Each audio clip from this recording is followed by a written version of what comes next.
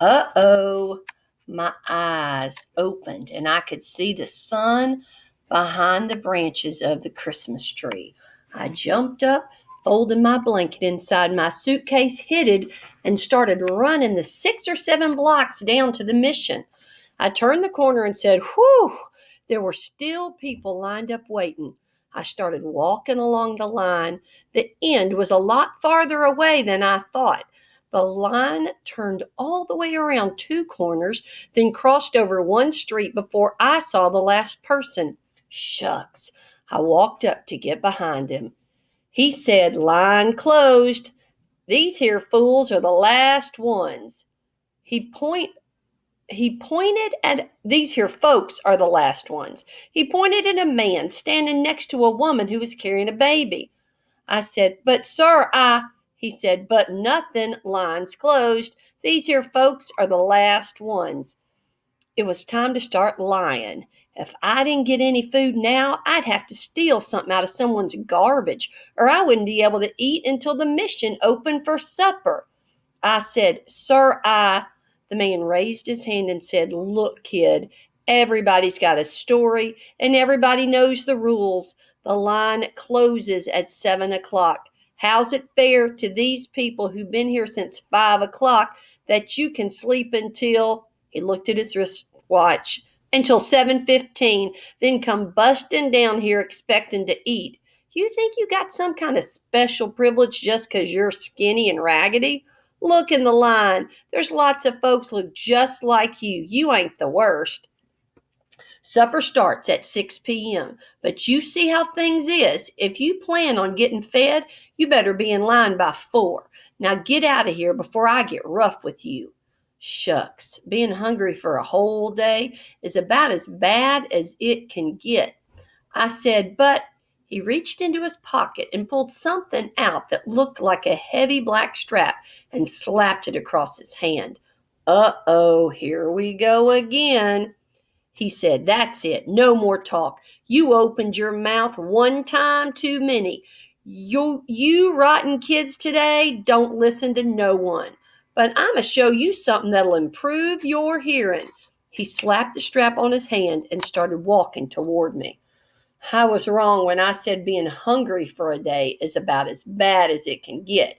Being hungry plus having a big knot on your head from a black strap would be even worse. I backed away but only got 2 steps before I felt a giant warm hand wrap around my neck from behind.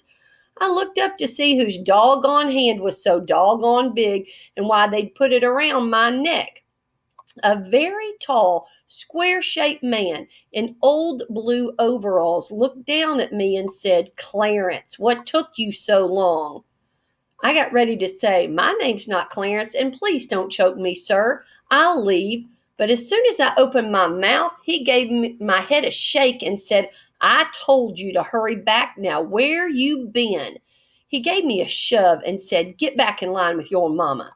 I looked up and down the line to see who was supposed to be my mama, when a woman pointed her finger at her feet and said, "Clarence, you get over here right now." There were 2 little kids hanging onto her skirt. I walked over to where she was, and she gave me a good hard smack on the head. Shucks. For someone who was just pretending to be my mama, she sure did slap me a good one. I said, "Oh!" The big square man who grabbed my neck looked at the man with the strap and said, "Boy had to go use the crapper. Told him not to waste time, but like you said, these kids today don't listen to nobody." The strap man looked at the size of the man who called me Clarence and walked back to the end of the line. When the overall man got back in line, I said, "Thank you, sir. I really tried to get—" But he popped me in the back of the head hard and said, "Next time, don't be gone so long." The 2 little kids busted out laughing and said, "Na, na, na, na, na, na. Clarence got a licking. Clarence got a licking." I told him, "Shut up and don't call me." Then both my pretend papa and my pretend mama smacked my head.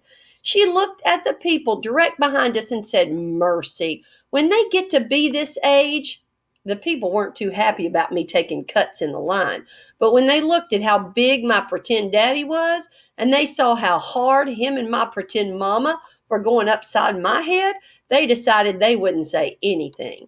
I was grateful to these people, but I wish they'd quit popping me in the head. And it seemed like with all the names in the world, they could have come up with a better one for me than Clarence. I stood in line with my pretend family for a long, long time. Everybody was very quiet about standing in line, even my pretend brother and sister and all the other kids. When we finally got around the last corner and could see the door and folks going in, it seemed like a bubble busted and people started laughing and talking. The main thing people were talking about was the great big sign that was hanging over the building. It showed a gigantic picture of a family of four rich white people sitting in a car driving somewhere. You could tell it was a family because they all looked exactly alike. The only difference amongst them was that the daddy had a big head and a hat, and the mama had the same head with the woman's hat, and the girl had two big yellow pigtails coming out from above her ears. They all had big shiny teeth and big shiny eyes and big shiny cheeks and big shiny smiles. Shucks, you'd need to squint your eyes if that shiny family drove anywhere near you. You could tell they were rich because the car looked like it had room for 8 or 9 more people in it, and because they had movie star clothes on. The woman was wearing a coat with a hunk of fur around her neck, and the man was wearing a suit and a tie, and the kids looked like they were wearing $10 apiece jackets. Read about their car in fancy letters it said, "There's no place like America today." My pretend daddy read it and said, Well, you gotta give it to them credit. You wouldn't expect that they'd have the nerve to come down here and tell the truth.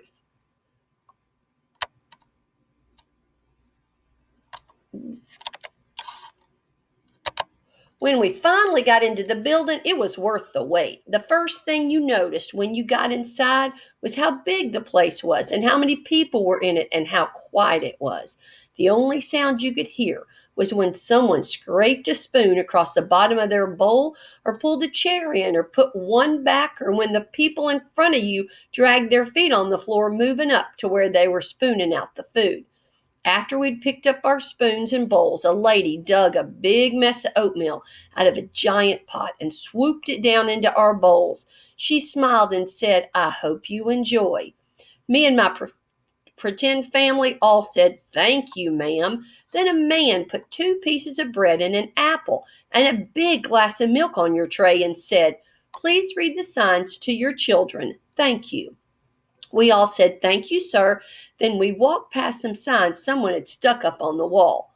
One said, "Please do not smoke." Another said, "Please eat as quickly and quietly as possible." Another one said, "Please be considerate and patient. Clean up after yourself. Your neighbors will be eating after you." And the last one said, "We are terribly sorry, but we have no work available." My pretend daddy read the signs to my pretend brother and sister, and we all sat at a long table with strangers on both sides of us. The oatmeal was delicious. I poured some of my milk into it so it wouldn't be so lumpy and mixed it all together. My pretend mother opened her pocketbook and took out a little brown envelope.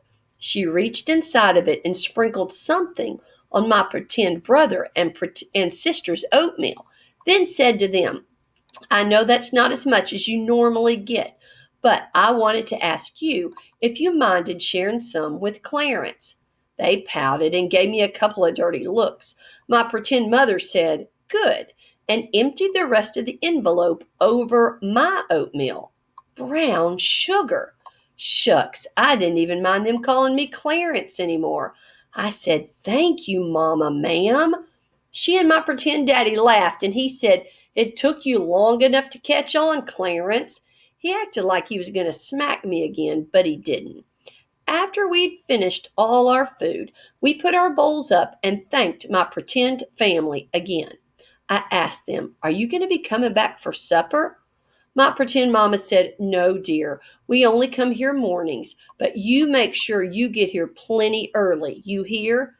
I said, "Yes, ma'am." I watched them walking away. My pretend brother looked back at me and stuck out his tongue, then reached up and took my pretend mother's hand. I couldn't really blame him. I don't think I'd be real happy about sharing my brown sugar and my folks with any strange kids either.